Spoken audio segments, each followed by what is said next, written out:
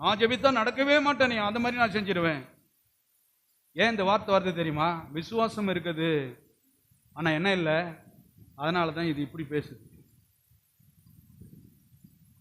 அதுதான் ஆண்டவர் சொல்றாரு, கவனிங்க, நல்ல வேலை விசுவாசத்தை எல்லாருக்கும் கொடுத்துட்டு அன்பை கொடுக்காம இருந்திருந்தா, கவனிங்க, துப்பாக்கியை கொடுத்துட்டு சட்டத்தை கொடுக்காம இருந்திருந்தாங்களா பார்க்கறவனால என்ன பண்ணியிருப்பான்?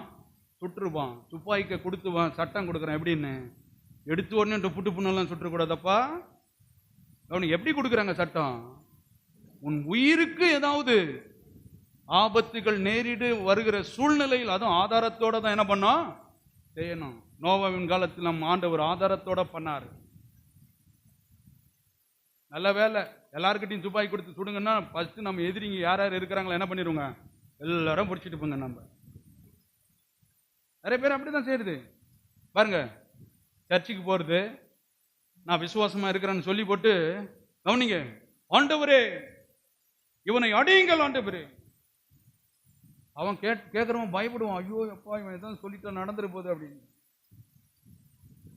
ஆண்டவர் சொல்றாரு பாருங்க வசனம், விசுவாசமும் அன்பும் ஒன்றோடு ஒன்று அது அன்பு கட்டுப்படுத்துகிறது.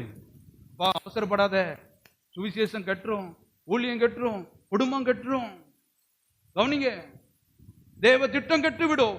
அதனால்தான் இயேசுவை காரி துப்பும் பொழுது, அடிக்கும் பொழுது கூட அவர் பாருங்க, யூதருக்கு ராஜாவா நம்பது கூட ஆமான்னு கூட சொல்ல அவர் சொல்றாரு, இப்படிதான் சொல்றாரு. எல்லா விஷயம் தெரிஞ்சுவான் தன் குடும்பத்தை என்ன பண்ண மாட்டான், எடுத்துக்கவே மாட்டான். என்ன அதான் சொல்றாரு, அவனவன் தன் தன் சுயேட்சியினால் இழுக்கப்பட்டு, இல்லையா? பிரச்சனைக்கு காரணம் அவர் இல்லை, அவர் நல்லவர். இந்த நல்லவரோடு நீ கரங்கோக்கல, நல்லவருடைய வார்த்தையின்படி வாழல, நல்லவருடைய வார்த்தையின் அன்பின்படி நீ செய்யல, அதான் பிரச்சனையே. இவங்க எடுத்துக்கிறது அதிகாரத்தை கையில் எடுத்துட்டு, நான் என்ன பண்ண போறேன் பாரு, நான் எப்படி ஜெபிக்க போறேன் பாரு. நான் அதனால தான் பாருங்க இந்த மாதிரி பாட்டுங்கள் எல்லாம் கேட்டுன்னு வருவேன். ஏன்னா லைனுங்க எதனா எல்லாம் நல்லா இருக்கும், ஏன்னா ஒரு லைன் சரியில்லாம இருக்கும், பாட்டே வேணான்னு வருவேன்.